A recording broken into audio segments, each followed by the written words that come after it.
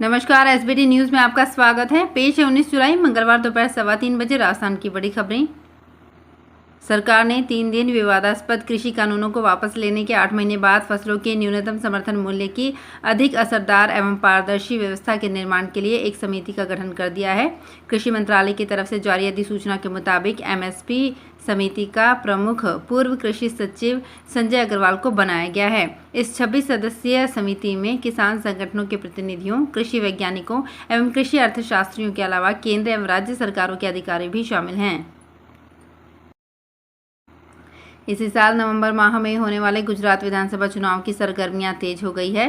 राजस्थान के पूर्व कैबिनेट मंत्री रघु शर्मा जहां गुजरात कांग्रेस के प्रभारी हैं, तो वहीं अब चुनावी रणनीति तैयार करने के लिए कांग्रेस आलाकमान ने राजस्थान के मुख्यमंत्री अशोक गहलोत को वरिष्ठ पर्यवेक्षक बनाकर गुजरात भेजने का फैसला किया है। गुजरात विधानसभा चुनाव की रणनीति बनाने एवं चुनावी बिसात बिछाने के लिए सीएम अशोक गहलोत बुधवार को 1 दिवसीय दौरे पर अहमदाबाद जा रहे हैं।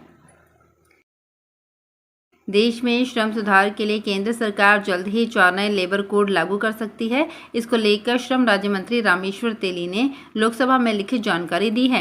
नए लेबर कोड्स लागू होने के बाद कर्मचारियों की सैलरी, छुट्टी, प्रोविडेंट फंड और ग्रेच्युटी में बदलाव होगा। सरकार ग्रेच्युटी के लिए किसी संस्थान में 5 साल लगातार नौकरी की बाध्यता भी नहीं रहेगी। हालांकि अभी सरकार की तरफ से इस पर औपचारिक ऐलान नहीं किया गया है। राजस्थान के झालावाड़ शहर की मिनी सचिवालय के पास एक निजी स्कूल की बस अनियंत्रित होकर पलट गई। हादसे में बस में सवार 1 दर्जन स्कूली बच्चे चोटिल हो गए, जिन्हें जिला अस्पताल लाकर उनका उपचार कराया जा रहा है। हादसे में बस का कंडक्टर गंभीर रूप से घायल हो गया। झालावाड़ डीएसपी ब्रजमोहन मीणा ने बताया कि झालावाड़ के लिए लेसिक निजी स्कूल की बस मिनी सचिवालय के सामने अनियंत्रित होकर डिवाइडर पर चढ़कर पलट गई। हादसे के दौरान बस में करीब 30 बच्चे सवार थे। इनमें से 10 से 12 बच्चों को चोटें आई हैं। राजस्थान में मंत्रिमंडल फेरबदल को लेकर चल रही अटकलों के बीच पूर्व डिप्टी सीएम सचिन पायलट की ओर से अपने समर्थक विधायकों के साथ सोमवार को राजस्थान विधानसभा में एक बंद कमरे में हुई बैठक कांग्रेस के सियासी गलियारों में चर्चा का विषय बनी हुई है। बताया जा रहा है कि सोमवार को विधानसभा में राष्ट्रपति चुनाव के लिए मतदान के दौरान पूर्व डिप्टी सीएम सचिन पायलट ने अपने समर्थक विधायकों के साथ एक सुरक्षा अधिकारी एक कमरे में बैठक कर चर्चा की थी। इस बैठक में पूर्व विधानसभा अध्यक्ष दीपेंद्र सिंह शेखावत, विधायक इंद्राज गुर्जर, राकेश पारीक, जीआर खटाणा, वेद प्रकाश सोलंकी, सुरेश मोदी, हरीश मीणा, रामनिवास गावड़िया भी मौजूद रहे। रुपए ने 19 जुलाई को रिकॉर्ड निचला स्तर छुआ है और ये 80 रुपए के पार खुला है। डॉलर के मुकाबले रुपया 4 पैसे कमजोर रिकॉर्ड निचले स्तर 80.01 पर खुला है। इससे पहले कल डॉलर के मुकाबले रुपया 79.97 पर बंद हुआ था। पिछले एक महीने में रुपया 2% से भी ज़्यादा टूट चुका है। जोधपुर जिले की फलौदी पुलिस ने मोटर गैरेज से सामान चोरी करने के 2 आरोपी पकड़े हैं। ग्रामीण एसपी अनिल कयाल ने बताया कि बाप थाना के अंतर्गत रावरा के महेंद्र और खींचन के विजय कुमार उर्फ बिंजा राम को गिरफ्तार कर चोरी की गई गाड़ी की बैटरी जब्त करने में सफलता प्राप्त की है। चोरी 8 जून को हुई थी। दोनों आरोपियों को कोर्ट में पेश कर रिमांड पर लिया गया है। पूछताछ में अन्य वारदातों के खुलासे होने की संभावना है। 6 अगस्त को उपराष्ट्रपति चुनाव के बाद भाजपा 2024 के लोकसभा चुनाव की तैयारियों में जुट जाएगी। 1.5 साल बाद होने जा रहे आम चुनाव के लिए केंद्रीय और राज्य सरकार के मंत्रियों सहित पदाधिकारियों की ड्यूटी 17 अगस्त से शुरू हो जाएगी। पिछले लोकसभा चुनाव में पार्टी ने 303 सीटें जीती थी। सहयोगी पार्टियों की 54 सीटें मिलाने पर कुल 357 सीटें होती है। भाजपा की योजना है कि चुनाव से पहले इन सीटों पर केंद्रीय मंत्रियों का महीने में एक बार दौरा हो। पिछले लोकसभा चुनाव में भाजपा जिन 144 सीटों पर हारी थी, वहां केंद्रीय मंत्रियों का 15 दिन में एक दौरा होगा। लोकसभा के हिसाब से पार्टी माइक्रो मैनेजमेंट करेगी। राजस्थान के कोटा, अजमेर और उदयपुर संभाग में सोमवार और मंगलवार से भारी से अति भारी बारिश की चेतावनी जारी की गई है। वहीं जोधपुर संभाग में भी आगामी 48 घंटे मानसून पूरे दमखम से सक्रिय रहेगा। मौसम विभाग के निदेशक राधेश्याम शर्मा ने वर्तमान में उत्तर पूर्व विदर्भ के ऊपर एक कम दबाव का क्षेत्र बना हुआ है। मानसून टफ लाइन जैसे जैसलमेर, कोटा से कम दबाव के क्षेत्र से होकर गुजर रहा है। अगले 48 घंटे कोटा, अजमेर और उदयपुर संभाग के कुछ क्षेत्रों में भारी बारिश हो सकती है। राजस्थान के भरतपुर के डी के पसोपा में चल रहे साधु संतों के धरने के मामले में आज नया मोड़ आ गया। धरना स्थल पर मोबाइल टावर पर नारायण बाबा चढ़ गए और कहा कि कल की वार्ता पर उन्हें विश्वास नहीं है। आपको बता दें कि कल प्रतिनिधिमंडल की सरकार और प्रशासन से बातचीत के बाद सहमति भी बन गई थी। भरतपुर के डी के ब्रज के परम धार्मिक पर्वत आदि बद्री और कनकाचल को खनन मुक्त कर संरक्षित वन क्षेत्र घोषित करवाने की मांग को लेकर 550 दिनों से साधु संतों का धरना जारी है। इस मामले को लेकर साधु संतों ने आत्मदाह तक की चेतावनी दी थी।